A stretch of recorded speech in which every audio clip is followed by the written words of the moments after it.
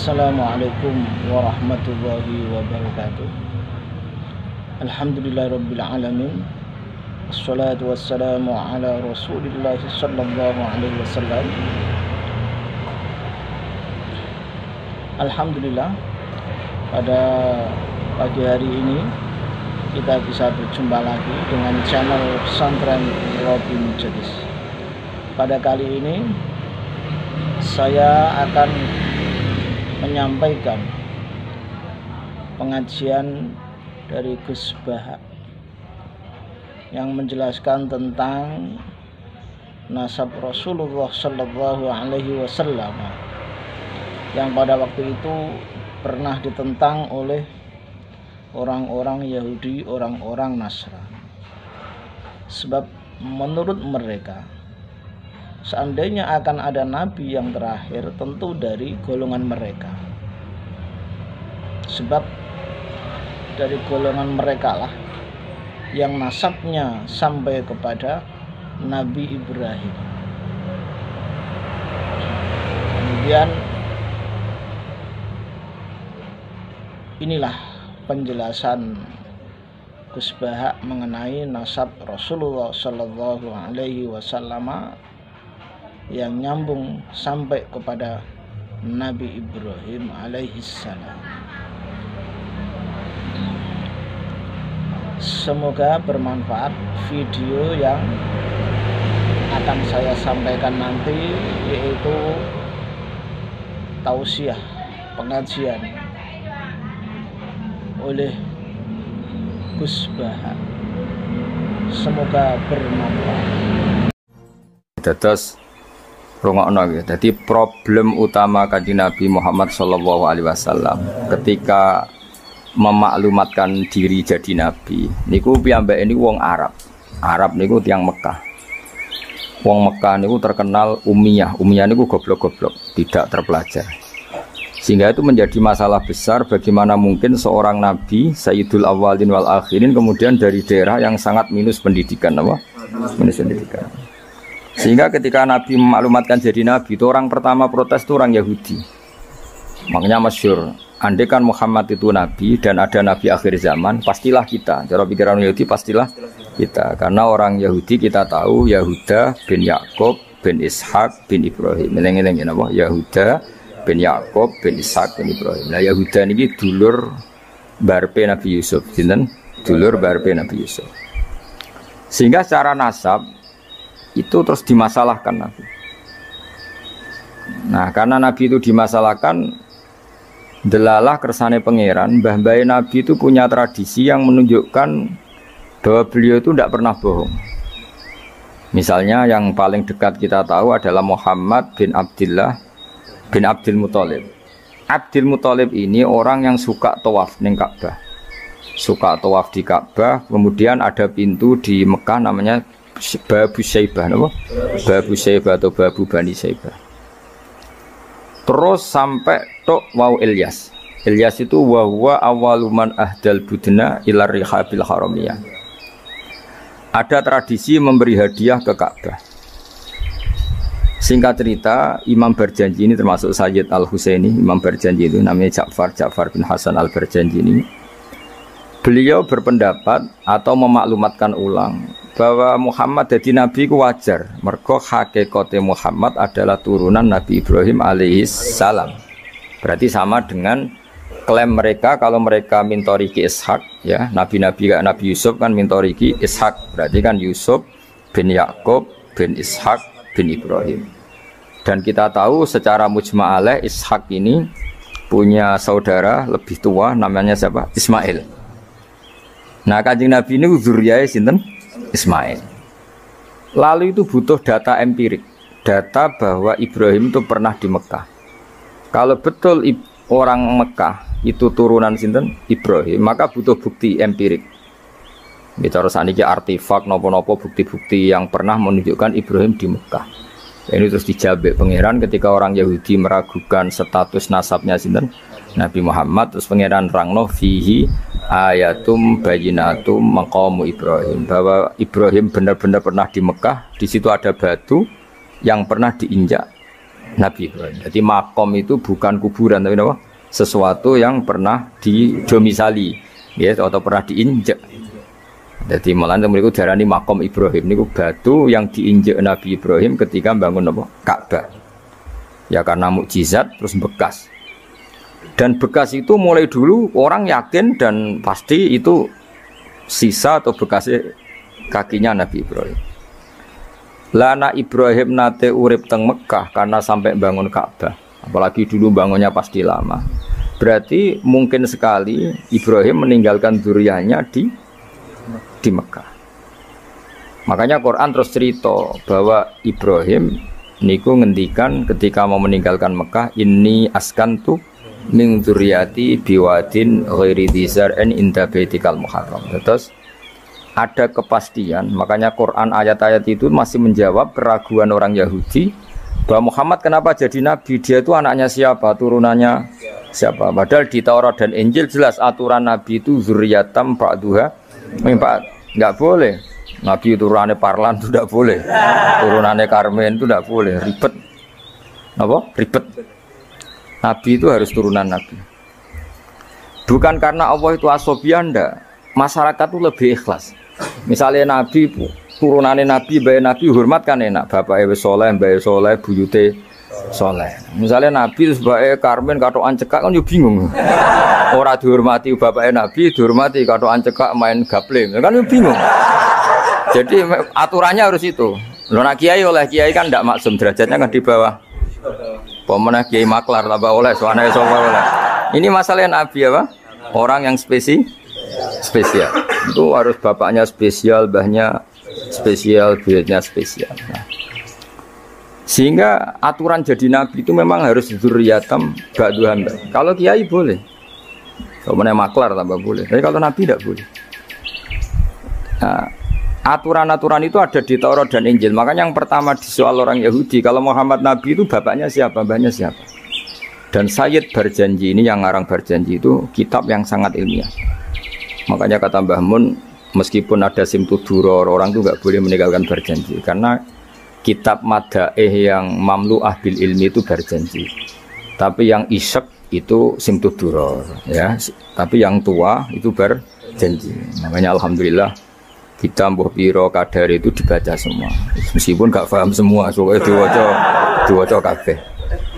Karena kita yang bisa menjawab tuduhan orang Yahudi Nabi anak Esopo itu kita berjanji. Jadi tahu betul kalau masalah utama Nabi adalah anaknya siapa, mbahnya siapa. Makanya beliau ngendikan wa ba'du fa'aqulu wa Muhammad bin Abdillah.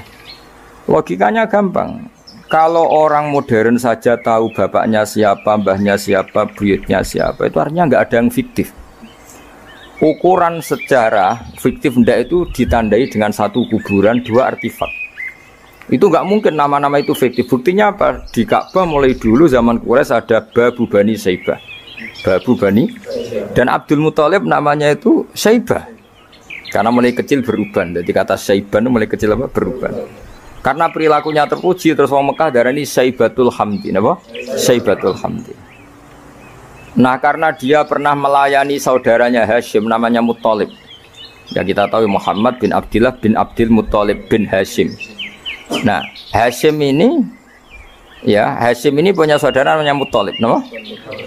Nah Abdul Muthalib kecil itu pernah derek Muthalib pamannya, ya. Abdul Muthalib kecil berarti Saibah ini apa? Pernah derek pamannya yang bernama Muthalib. Ya, Muthalib wonge gaya, pasti takoki wong, "Iwa pam budakku." Nah, sehingga Saibah itu terus diceluk Abdul Muthalib. Ya rodok sial lah sini. Jadi pamannya itu gaya, kan ganteng. Saibah ini ganteng. Kalau jalan-jalan sama pamannya, jenenge sinten? Muthalib. Niku diaku budake. Iki sapa? Abdi budakku. Terus akhirnya jenenge Abdul Muthalib. Dadi wong Arab paham ya? Tapi namanya Saibah, nama Saibat, makanya wasmuhu Saibatul Hamd.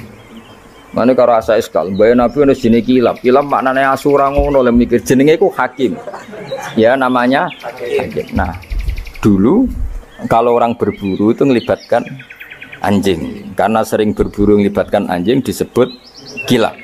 Jadi maknanya kilap ya orang yang berburu dengan anjing. Mau coba langsung bawa mana kilap, asu. Oh, kasus oh. Kasus. Makanya lah itu hebatnya Imam Berjanji. Beliau darani wasmuhu Hakim bin Murrah. Jenenge kilap iku Hakim. Ya paham napa? Jenenge kilap niku Hakim. Sebagian ulama darani kilap itu isim sifat. Napa? Jadi kalabayak libu kalban itu anjing sendiri dinamai kalbun itu sebenarnya sudah isim sifat. Bukan alam murtajal ya, tapi alam mangkul ya. Alam apa mangkul? Kalau dalam ilmu nahwu itu alam mangkul. Jadi begini ya, tak terang nonahwu ya. Alam itu ada dua, ada alam mangkul, ada alam murtajal. Tapi hampir semua alam itu mangkul sebetulnya. Ya, semua alam itu hampir semuanya itu mangkul. Mangkul itu satu nama yang diambil dari satu makna dalam kosakata, napa? Dalam kosakata. Misalnya Hamida, Yahmadu, Hamdan, napa? Hamida, Yahmidu, Hamdan atau Yahmadu, Hamdan. Hamdan maknanya pujian, napa? Kemudian Nabi karena orangnya sifatnya terpuji disebut Muhammad, orang yang dipuji. Sehingga nama ini potensi rubah-rubah. Di Taurat itu Nabi gak disebut Muhammad, disebut Ahmad. Di Injil juga disebut Ahmad. Itu tidak masalah karena Hamida Yahmadu ya. Saya ulang lagi Hamida Yahmadu. Berarti kalau ingsun Ahmadu, saya muji. Karena Nabi itu orang yang sering muji Allah, menamakan dirinya Ana Ahmadu. Saya ini pemuja Allah. Berarti ana uta ingsun niku Ahmadu muji sapa ingsun Allah ing Allah. Sehingga ketika Nabi misalnya di Injil disebut Farqolit, Munahama, enggak masalah. Selama ini klaimnya orang Yahudi dan Taurat, di Injil Taurat itu enggak ada kata Muhammad. Ya tentu enggak ada karena Injil Taurat itu bahasa Ibrani, no? Di situ disebut Munahama, kadang disebut Farqolit, tapi maknanya Mahmud atau Muhammad, orang yang dipuji. Paham ya? Makanya hampir semua alam itu mangkul, apa? Mangkul. Nah, pentingnya mangkul itu apa? Kalau suatu saat sejarah itu tidak sama, itu enggak masalah. Karena hakikatnya alam itu rata-rata mangkul. Saya beri sekian contoh ya, semuanya. Misalnya dulu Madinah itu Yasrib, apa? Yasrib. Karena ketika orang Ansor merelakan semua hartanya untuk Nabi, saya berkali-kali cerita, Kanjeng Nabi niku datang ke Yasrib, niku migrasinya angkatannya hampir 500 sahabat beserta keluarga. Terus Nabi itu kesulitan karena sahabat si A memberi si B. Pokoknya kesulitan ngelola. Karena kesulitan ngelola, terus orang-orang Yasrib bilang, "Ya Rasulullah, hadhihi madinatuka taf'alu fiha ma tasa." Sudah engkau tidak perlu pamit per personal.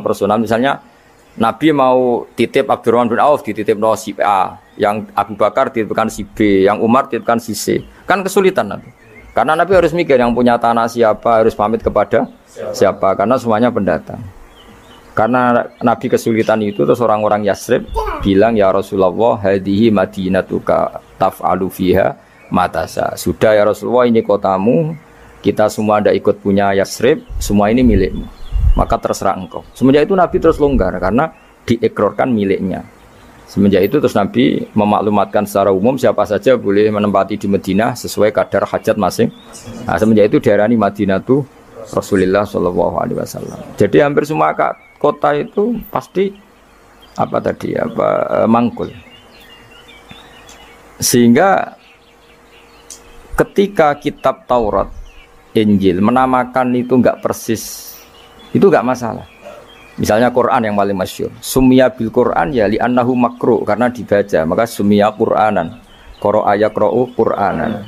Tapi Quran juga dikatakan kitab, wal kitabil mubin, karena bentuknya mushaf itu maktub, ada yang ditulis, artinya melibatkan kitabah, tulisan, maka summiya kitaban. Sebagian disebut lagi Quran itu namanya apa? Mushaf, apa? Karena mushaf itu dari kata sokhifah, ada lampiran, melibatkan kertas, maka disebut yatslu suhufam mutahhar. Paham ya? Makanya suhufi Ibrahim wa Musa.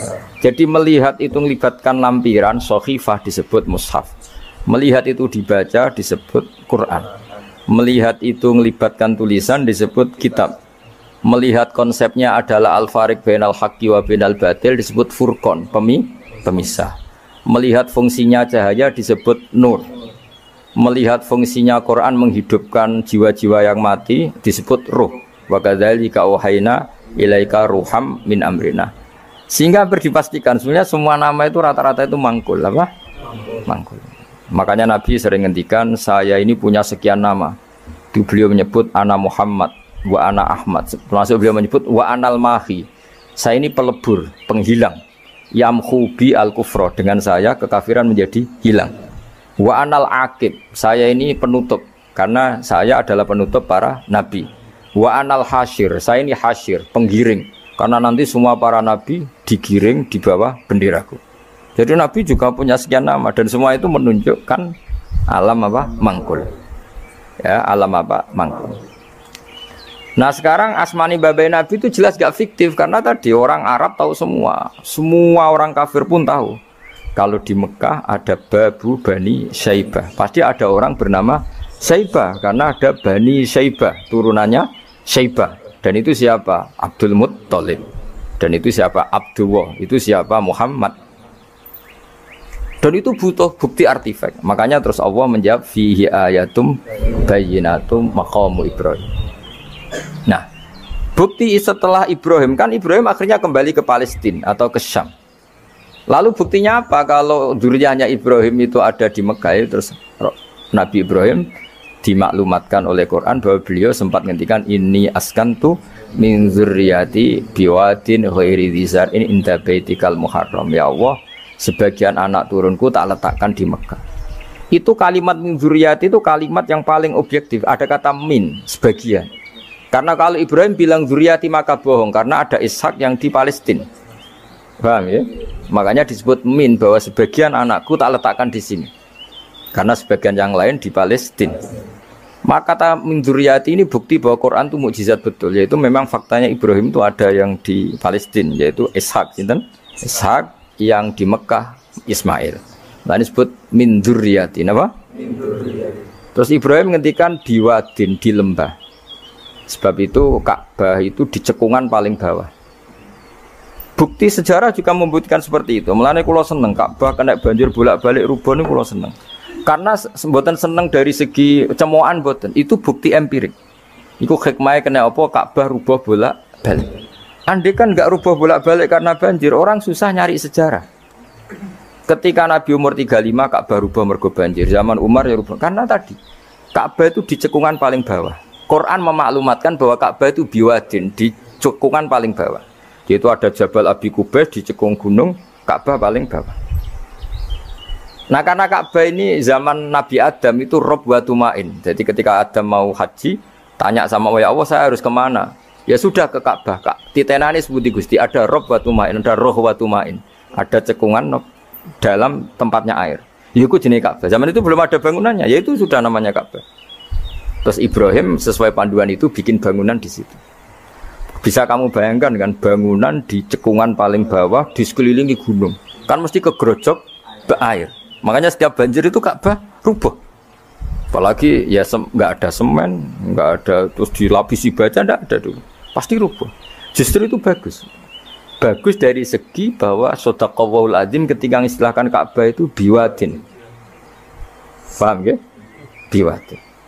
Sehingga sekarang alhamdulillah pemerintahan Wahabi meskipun gitu sampai sekarang Ka'bah itu dari Masjid Haram tetap ke bawah. Ya enggak ya mesti apa? Ke bawah, tetap di cekungan. Sampai sekarang desainnya Ka'bah tetap ya kita di Masjid Haram masuk itu nanti kalau mau ke Ka'bah mesti turun ke bawah sampai sekarang. Guling-gilingan statusnya Ka'bah itu biwadin ghairi dzar'in inda baitikal muharram. Lah ini penting. Sehingga orang-orang yang mengingkari nubuah pun percaya kalau Muhammad turunan Ibrahim karena semua data mengarah itu. Jadi Ka'bah kena banjir ono hikmah. Ojo kok malah nggo ilmu jaduk jare omahe pangeran kok rubuh. Ora sing jaga sapa? Wong goblok. Jadi Allah kalau bikin sesuatu itu pasti hikmahnya besar. Baru era Umar terakhir di kebijakan Jabal Abi Qubais itu dijebol supaya air tersalur keluar, tidak semuanya mengarah ke Ka'bah. Tapi itu bagus. Ijtihadnya Umar ya bagus. Tapi kenapa zaman Nabi ijtihad itu tidak ada? Memang nggak perlu ada zaman itu. Karena justru rubuhnya Ka'bah mergo banjir itu bukti benar-benar biwadin. Karena di cekungan paling bawah, maka rawan kena banjir. logika rasionalnya kenapa di situ ada Zam-Zam? Ya karena logikanya gampang. Secara umum, meskipun Allah itu kuasa bikin mukjizat, tapi tetap ada nilai rasionalitasnya. Apa nilai? Karena Ka'bah itu di cekungan terbawah, maka mata air ya di situ. Paham ya? Makanya Zam-Zam ya dekat Ka'bah. Meskipun Allah bisa bikin air di puncak gunung, tapi itu kan mboten lucu, maksudnya normalis sumberan ning cekungan. Kan ya ora lucu. Banyu kok milih munggah kan ya ora lucu. Darani sulapan malah ribet kan. Jadi Allah itu meskipun kuasa melakukan apa saja tetapi gadah ajro ala matrodil adat atau ala mutarodil adat. Sesuatu dibikin itu sesuai adat. Nah, termasuk adat orang soleh itu turunannya orang soleh, turunan saleh, makanya dzurriyatam ba'duha. Mengenai jogeman, kalau suwun jogeman ninggal berjanji. Karena kitab berjanji itu yang paling madhu Nabi, muji Nabi min haitsul ilm. Sangat fanatik menjawab gugatan pada Nabi dari segi ilmiah. Termasuk beliau yang kalau kita ahli sunnah kan yakin bapaknya Nabi, bayi Nabi sampai Nabi Adam semuanya mukmin. Nah, kalau ada kubu sebelah yang darani bapaknya Nabi nin roko, bayi Nabi nin roko itu pasti kita tentang. Karena wa kaifalah wasayyidul akramu sallallahu alaihi wasallam wasitatul muntaqo. Bagaimana kamu katakan bapaknya Nabi kafir, bayi Nabi kafir sementara diliwatin Nur Muhammad. Mosok Nur diliwatno barang sing najis. Itu sudah agak ketemu nahlar. Makanya logika yang dibangun Imam Barjani, bagaimana Nur Muhammad yang suci kemudian kamu yakini liwat najis. Yaitu nak bapaknya Nabi kafir, bayi Nabi kafir, berarti Nur ini liwat suatu sing najis. Nah, itu paradok, no? Makanya Dawi tiba wa kaifalah wasayyidul akramu sallallahu alaihi wasallam wasitatul muntaqo. Bagaimana enggak mbah-mbahnya Nabi suci wong itu liwatane Nur yang suci. Nah, terus ada beberapa iskal kecil. Iskal kecil misalnya lalu bagaimana dengan sejarah yang populer kalau Azar itu bapaknya Ibrahim. Sementara Azar terkenal kafir. Nah, itu oleh ulama dijawab ketika Nur Muhammad masih di Azhar itu dia belum kafir. Setelah Nur ini pindah ke Ibrahim, berarti Azhar wis melompong tanpa Nur Muhammad. Baru soro kafiron. Baru setelah itu Azhar menjadi kafir. Jadi kafir terlambat kira-kira Azhar. Zaman ditungguani Nur Nabi itu tidak kafir. Paham ya? Pak gue yang mana pondok lu cek apal juz sama sekali mulai wis ora apal. Nah, atau jawaban kedua Azhar dikatakan bapak itu majas, hakikatnya hanya paman, apa? Paman. Jadi ada jawaban dua ulama ya. Yang satu menjawab apa? Madama Nur Muhammadin fi Azhar masih dia muslim atau mukmin. Ketika Nur Muhammad sudah pindah ke Ibrahim, berarti Azhar kan melompong. Nah ini terus soro kafiron. Atau sebagian ulama jawab Azhar itu paman, disebut bapak itu majas. Tapi jawaban itu menurut saya tidak setuju yang normal saja karena nanti cara Imam Ghazali zalat thiqah bil alfat, nanti keribetan apa? Orang kemudian nggak percaya dengan lafaz. Karena setelah pada kata bin ikut tenan Torah. Karena ada kemungkinan majas. Kan terus ribet. Makanya banyak ulama yang milih jawaban pertama ya. Madama nurun Nabi fi Azhar, itu Azhar belum kafir. Setelah ada intiqalun nur, peralihan Nur ke Ibrahim, Azhar baru kafir. Yaitu biasa, itu lebih gampang. Nah, tapi kita tetap yakin bayi Nabi, bapak Nabi ila Adam niku semuanya mukmin. Nah, alasannya apa? Wa kaifalah wasayyidul akramu sallallahu alaihi wasallam wasitatuhul muntaqo.